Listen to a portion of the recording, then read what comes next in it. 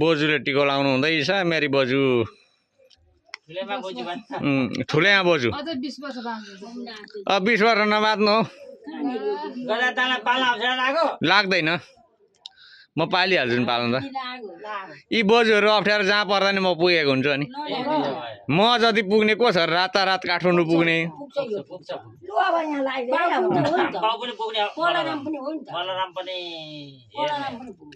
होइन घोडा र टाउको एकै ठाउँ हुने हेरेर किन बाँच्नु भन्ने कुरो होइन मलाई भनेको मलाई भनेको नि म चाहिँ छिटै मरिहालौँ भन्न खोजेको नि पानी 60 वर्षदेखि आयु छैन नि के गर्नु त बढी बाँचेर पनि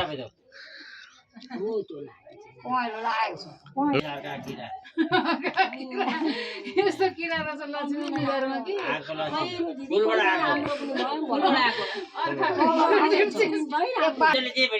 के छ हेरको होइन नि लफडा पऱ्यो उहाँ दाजुभाइको होइन छोटा ठाउँमा के गरेर आउँछ त्यत्रो लामो पार्दैन दिदी 88 वर्ष मलाई गाली गर्छ कति राम्रो लाग्यो बिछोडा क्या आमा गाली गर्नु तपाईँको बहिनीहरू गाली भन्नु कान्छीले लामो पर्यो नि त त्यहाँ तपाईँ बहिनीहरू नि सबै सबै मेरो बहिनी भन्नु त कराउनु त एकपल्ट लठी बोक्नु एउटा लठी बोकेर दिइहाल्नु त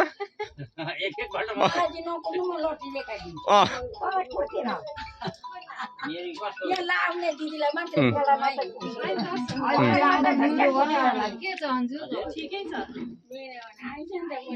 हामी टिको लाउन अब 20% बाँकी छ टिको लाउँदैछौँ होइन भातको खाना चाहिँ 100% बाँकी यो 20% बाँकी त्यहाँ रेडी होइन भोलि भएर बाँकी छ भन्नु न पालो लाएर अब माला बाँकी छ भने 20% भइगयो बाँकी तिनै हुनु बच्चु लगाइदिनु जुन भए पनि जुन अगाडि आउँछ त्यही लगाइदिनु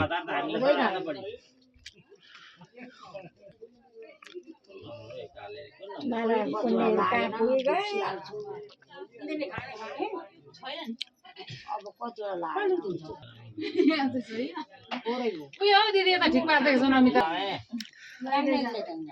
यो माला पनि जनै लाए जस्तो हुने रहेछ लु बोजूले नि लगाइदिनु भयो एउटा कुरो थाहा छ दिदी कति राम्रो यो माला भनेको एउटा पर्वत भएको हुन्छ अरे यस्तो यहाँ 2 थुका 2 थुका हुन्छ त पर्वत 3 थुका भएको चाहिँ यसै पारा लाग्नु अरे